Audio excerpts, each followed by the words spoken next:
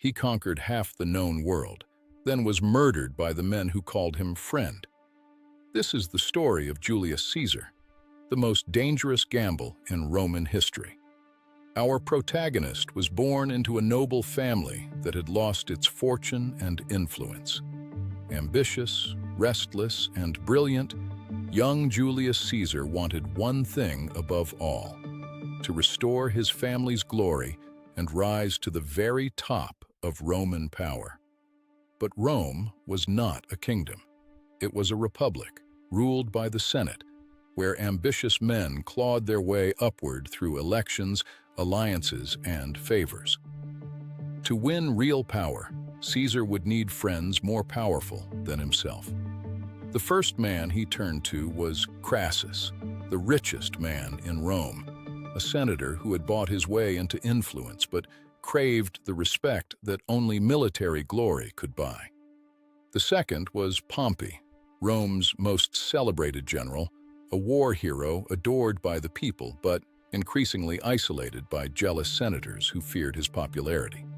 Caesar saw an opportunity. He brokered a secret pact between these two rivals: Crassus's money, Pompey's army, and his own political cunning. Together, they would control Rome from the shadows. Historians would later call it the First Triumvirate. With their backing, Caesar was elected consul, Rome's highest office. He pushed through bold reforms for soldiers and the poor, but in doing so, he made powerful enemies among the Senate's old guard, who saw him as dangerously ambitious. Chief among those enemies was Cato, a fiercely principled senator who believed in the old republic above all else. To Cato, Caesar wasn't a reformer. He was a wolf in a toga, and he vowed to stop him by any legal means possible. Blocked at every turn in Rome, Caesar sought power elsewhere.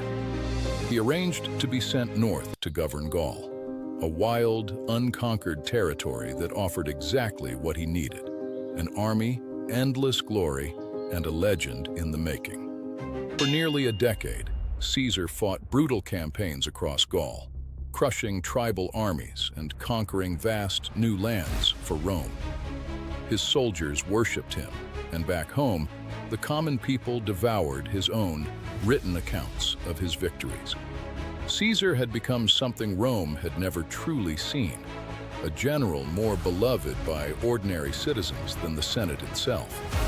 And that popularity terrified the men who ruled from the marble halls of the capital. Then came the first crack in the alliance. Crassus, hungry for his own military glory, led an army into Parthia and was destroyed there, killed along with much of his force. The triumvirate was now down to two men, and they were no longer friends. Without Crassus to balance the scales, Pompey grew wary of his old partner's rising power. Cato and the Senate seized the moment, courting Pompey as their champion against Caesar's growing shadow. The Senate delivered an ultimatum: disband his army and return to Rome as a private citizen, stripped of protection, to face prosecution for his past actions. It was a trap. Obey, and he would lose everything he had built. Refuse, and he would be branded an enemy of Rome. Caesar marched his army south to the edge of Italy, stopping at a small, unremarkable river called the Rubicon. Roman law forbade any general from crossing it with troops. To do so meant declaring war on the Republic itself. The die is cast. Caesar had crossed into Italy with his army, an act of open rebellion.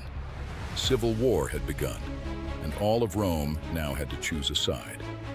Panic swept through the capital. Pompey, unwilling to risk Rome itself becoming a battlefield, fled east across the sea with much of the Senate, including Cato, planning to raise a larger army abroad. Caesar pursued relentlessly. The war spread across the Mediterranean, through Spain, Greece, and beyond, as two former allies now fought for the soul of Rome. The two forces finally met at Pharsalus in Greece. Caesar's army was outnumbered nearly 2-1, but his veteran soldiers were sharper, faster, and utterly loyal. It would be the battle that decided everything. Caesar won decisively. Pompey's army collapsed, and the great general himself fled the battlefield in disgrace, his once untouchable reputation shattered in a single afternoon.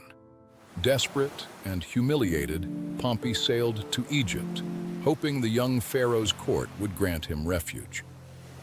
Instead, hoping to win favor with the victorious Caesar, Egyptian officials had him murdered the moment he stepped onto the shore. When Caesar arrived in Egypt, days later, expecting to face his old rival, he was instead presented with Pompey's severed head as a gift. Rather than pleased, Caesar was said to have wept. The man had once been his friend and his equal. While in Egypt, Caesar found himself pulled into a local power struggle. The young queen Cleopatra, locked in a bitter fight against her own brother for the throne, saw in Caesar a powerful ally who could secure her crown. Caesar backed her claim with Roman force, and Cleopatra took the throne of Egypt. The two became partners in both politics and love, and would soon have a son together, a bond that tied Rome and Egypt in an unprecedented way. With his rivals dead or scattered, Caesar returned to Rome as the undisputed master of the entire Roman world, the first man in generations to hold such absolute, uncontested power. At his side stood Mark Antony, a loyal and fiercely capable soldier who had fought beside Caesar for years and now became his most trusted lieutenant in Rome. Named dictator, Caesar used his power to reform Rome, rewriting the calendar, expanding citizenship, launching public works, and easing debts for the poor. To ordinary Romans, he seemed less like a tyrant and more like a savior. But among the old aristocracy, a darker fear was growing. Caesar accepted honor after honor, statue after statue, title after title. Whispers spread through the Senate that he intended to make himself king, the one word Romans had hated for 500 years. Among the worried senators was Brutus, a deeply principled man whose ancestors had helped overthrow Rome's last king centuries earlier. Caesar had once spared Brutus's life after the Civil War and treated him almost like a son, which made what came next all the more painful. It was Cassius, a sharp and bitter senator consumed by envy and fear of Caesar's growing power, who began quietly gathering like-minded men into a conspiracy. He needed Brutus's noble name to make the plot look like an act of virtue, not jealousy. Night after night, Cassius worked on Brutus, convincing him that killing Caesar wasn't murder. It was patriotism, the only way to save the republic their ancestors had built. Torn between love for his friend and duty to Rome, Brutus finally agreed to join the plot. The final spark came when the Senate declared Caesar dictator for life, not for a set term, but forever. To the conspirators, this was proof beyond doubt. Rome's republic was already dead unless they acted. In the days before the fateful Senate meeting, warnings piled up. A soothsayer told Caesar to beware the Ides of March. His wife Calpurnia woke screaming from a nightmare of him bleeding in her arms and begged him not to leave the house that day. Beware the Ides of March. But Caesar dismissed the warnings. He trusted his own legend, and he trusted the men around him, men he had forgiven, promoted, and called friends. He walked into the Senate that morning, as he always had, without a guard. A group of senators surrounded him, pretending to petition on behalf of an exiled colleague, drawing closer under the guise of respect until he was completely enclosed, with no path to escape. Then the knives came out. One senator struck first, and the rest followed in a frenzy. each conspirator determined to share the guilt equally. When Caesar saw Brutus, the man he trusted like a son, among his attackers, he reportedly stopped resisting and let himself fall.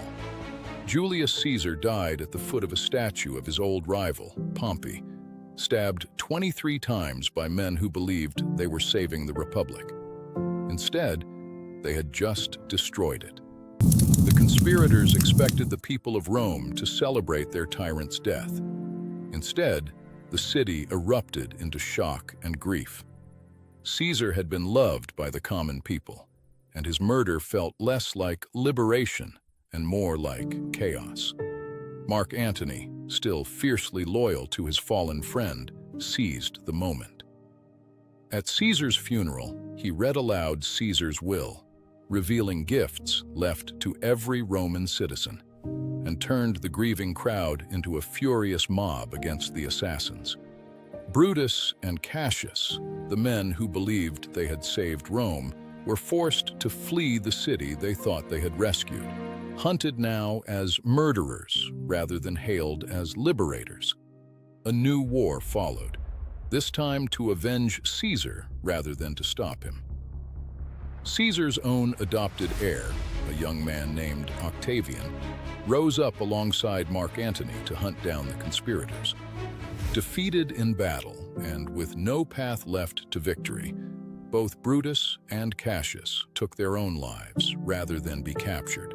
The final chapter of the conspiracy that had promised to save the Republic, and instead ended it forever. In the end, the Republic that Caesar's killers had died to protect never returned. Out of the ashes of civil war, his heir Octavian would rise to become Rome's first emperor, ruling under a new name, Augustus. Julius Caesar's name would outlive the Republic he shattered, and the empire he never got to rule. Centuries later, emperors in Germany and Russia would still call themselves Kaiser and Tsar, echoes of a single ambitious man from the Roman Forum. So, who was Julius Caesar in the end? A tyrant who deserved his fate, or a visionary betrayed by the very friends he trusted most? Perhaps he was both, a man whose ambition built an empire and whose blindness to his own power cost him everything.